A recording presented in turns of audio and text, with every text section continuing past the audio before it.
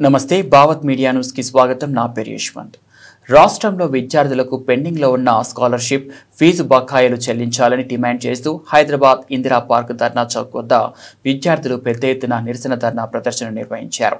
ఈ కార్యక్రమానికి MP are Krishnaiah ముఖ్య అతిథిగా హాజరయ్యారు. ఈ సందర్భంగా ఆయన మాట్లాడుతూ రాష్ట్రంలో విద్యార్థులకు పెండింగ్ లో ఉన్న ఫీజు రియంబర్స్మెంట్ బకాయిలు, స్కాలర్షిప్ పెండింగ్ బిల్లులను వెంటనే చెల్లించాలని, లేని పక్షంలో రాష్ట్ర వ్యాప్తంగా విద్యార్థులతో కలిసి పెద్ద ఎత్తున ఆందోళన కార్యక్రమాలు చేపడతామని బీసీ సంక్షేమ సంఘం జాతీయ అధ్యక్షుడు ఎంపీ ఆర్ కృష్ణయ్య హెచ్చరించారు. అందాల పోటీలు పెట్టుకొని భోజనానికి ఇస్తుడు కానీ ఇవాళ ఈ ఓట్లు వేసినటువంటి తల్లిదండ్రుల పిల్లలకు మాత్రం రేవంత్ కు డబ్బులు ఇస్తానికి డబ్బులు నిధులు. కానీ ఇవాళ ఏ రకంగా పాలిస్తుండో వదిలేసి రేవంత్ ప్రభుత్వం అందాల పోటీలు వాళ్ళకు మొత్తం నిరంతరంగా డబ్బులు ఖర్చు 30-40 కోట్లు ఖర్చు పెట్టిండు. మరి ఈ 30-40 కోట్లు ఇక్కడ చదువుతున్నటువంటి విద్యార్థులు కనుక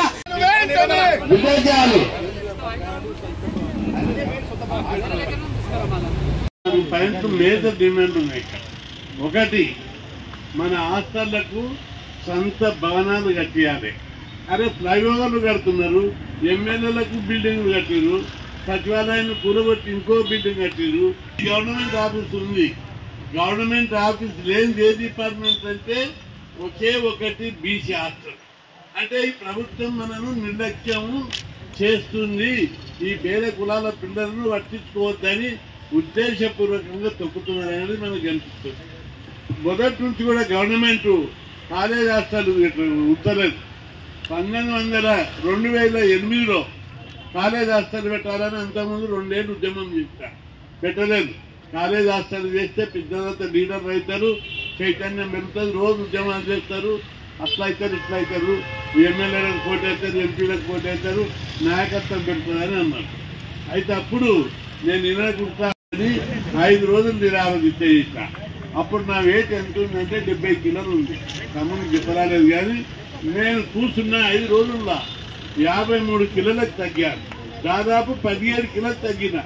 మంత్రి రోషాయి ఉన్నాడు, మా అందరు ఉన్నారు. ఎంత బతిమాయినా కూడా నిజమైన నిరాకరించ చేశా. డాక్టర్ అన్నట్టు షుగర్ ఉంది, బీపీ ఉంది, మంచిది కాదు, కొవ్వు సోకే, నువ్వు కనీసం మేము సార్లు చెప్తాం తినకు, అన్నరసం తాగన్నారు. కానీ తాగలేదు. 5 రోజులు కూర్చున్నాక ప్రభుత్వం దిగొచ్చి 300 బాయ్స్ 300 గర్ల్స్ ఫీజు రియంబర్స్మెంట్ పక్కన పెట్టారు. ఫీజు రియంబర్స్మెంట్ అయితే పెట్టినప్పుడు మొత్తం ఫీజులు degree, inter, engineering, pharmacy, BTech, MTech PG మొత్తం ఫీజులన్నీ ప్రభుత్వమే కట్టేటట్టు. ఇప్పుడు ఉన్న స్కీమ్ అది. ఇంకా దాన్ని పక్కన మంది అమలు చేపిస్తా. ఉంగబెట్టి ఒక్కొక్కరిని ఉంగబెట్టి తప్పనిసరి అమలు చేస్తా, కట్టిస్తా. నేను ఏ పదవి ఉన్నది నాకు? ఈ 50 ఏళ్ళ నుంచి ఉద్యమాలు చేస్తున్నా. గురుకులాలు పెట్టించిన, హాస్టల్ పెట్టించిన, ఫీజులు పెట్టించిన. ఈరోజు బీసీలకు ప్రతి స్కీమ్ ఉన్నదంటే మనం ఉద్యమాలు చేసి, మీరే ఉద్యమాలు చేసిర్రు, మీకంటే ముందు వాళ్ళు ఉద్యమాలు చేసిర్రు, అవన్నీ పెట్టించిన. ఏ పదవి లేకుండా పెట్టించిన అంటున్నాను. మన తమ్ముడు 2008లో బీసీల రాజ్యం వస్తుంది, బీసీలు ముఖ్యమంత్రులు అవుతారు, అప్పుడు అన్ని పెట్టేస్తారు. అప్పటిదే కాదు, ఇప్పుడే వీళ్ళని ఉంగబెట్టి మన హక్కుగానే చేపిస్తా, శపథం చేస్తున్నా. మీకు 1 ఇయర్ 2 ఇయర్స్ లోపల మొత్తం కాలేజ్ హాస్టల్ కడతారు. ఒక్కొక్క రూమ్లో 4 ఉంటారు. ఆ 4కి 4 మంచాలు, దోమతెర, రాయలుగా నా చెల్లెమ్మలు, తమ్ముళ్ళు, చెల్లెమ్మలు చదువుకొని ఆ మంచం దోమతెర వేసుకొని చదువుతుంటే దోమలు రావు. దేవతల్లాగా చదువుకొని వాళ్ళు గ్రూప్ 1, గ్రూప్ 2, బ్యాంక్ ఆఫీసర్లు, కలెక్టర్ కావాలనుకుంటారు. ఆ పనులు నేను తినాలని పెట్టా, ముందు తరాలు తినాలని పెడతారు. నేను వేసిన బీసీ ఉద్యమము ముందు తరాలకు మీరు రాజ్యాలు ఏలాలి. ఒక బీసీ మహిళ ఈ రాష్ట్రానికి ముఖ్యమంత్రి కావాలి, అది నా కోరిక. తప్పనిసరి ఆ రోజు వస్తుంది. మీదానమే కావచ్చు, ఎవరు అనుకోరు.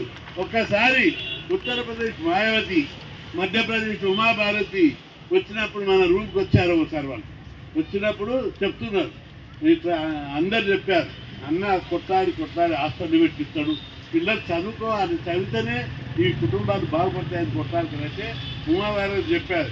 నేను కూడా హాస్టల్ ఉన్నా, చదువుకున్నా ఈరోజు ముఖ్యమంత్రి అయిన మధ్యప్రదేశ్. మాయావతి ఢిల్లీలో కలిసినప్పుడు చెప్తుంది, నేను హాస్టలున్నా చదువుకున్నా ఈరోజు ముఖ్యమంత్రి అయినా. ఇప్పుడు మీ అందరికి మనం చేస్తున్నా మన హాస్టల్లో చదివిపోయిన ఏ అమ్మాయి అయిన భవిష్యత్తు లోపల.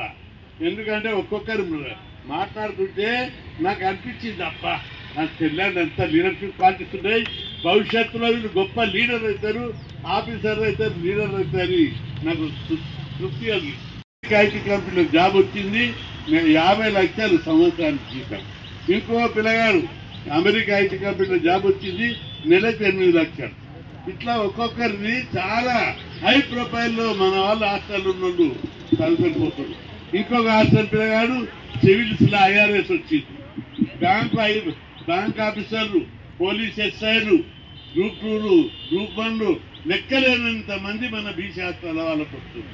కాబట్టి హాస్టళ్లలో మీరందరూ బాగా చదువుకోవాలి, చదువుకొని గొప్ప గొప్ప వాళ్ళు కావాలని. ఈ హాస్టళ్ల కోసం ఎందుకు కొట్లాడినా, నేను 50 ఏళ్ళ నుంచి కొట్లాడుతున్నా. మా బీసీ కులాలు చదువుకోవాలి, ఎస్సీలు చదువుకోవాలి, ఎస్టీలు చదువుకోవాలి. మా ఎస్సీ, ఎస్టీ, బీసీలు, మైనార్టీలు చదువుకొని ఈ దేశంలో గర్వంగా గౌరవంగా బతకాలని చెప్పి కొట్లాడుతున్నా. చదువుకుంటేనే అన్ని పోతాయి, పదవులు కొందరికే వస్తాయి, కానీ చదువు మాత్రం వస్తే మన కుటుంబం బాగుపడుతుంది, కులం యొక్క గౌరవం పెరుగుతుంది. హాస్టల్లో పరిస్థితులు బాగాలేవు, నాకు తెలుసు, మీరు అన్నీ చెప్పారు. మీరున్నారు, మీకంటే బాగా నేను చెప్తా. ఎందుకంటే నేను 2 ఏళ్ల కింద పెళ్లి పోయినా. ఆ క్యాటరింగ్ లో పిల్లలు ఉన్నారు, కొందరు నమస్తే అని అనొచ్చు. అరే నమస్తే అని వచ్చి నేను ప్రేమతో చూస్తున్నారు వీళ్ళు ఎవరని నేను అన్నా.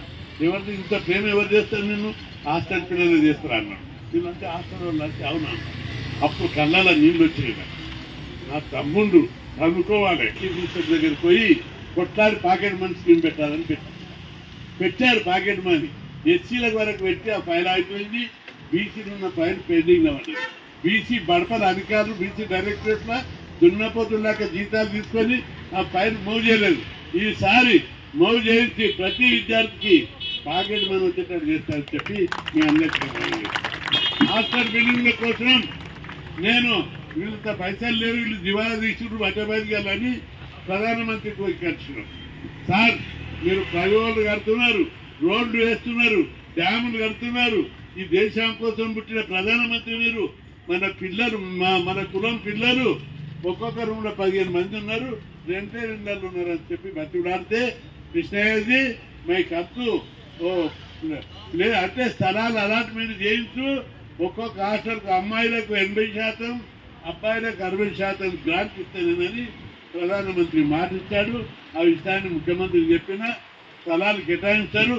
ఉస్మానియా యూనివర్సిటీ ఉన్నది, మనకు స్థలాలు లేవన్నారు. విద్య ఒక్క స్థలం గవర్నమెంట్ అమ్మితే ఇప్పుడు వలగొడతామని చెప్పిన.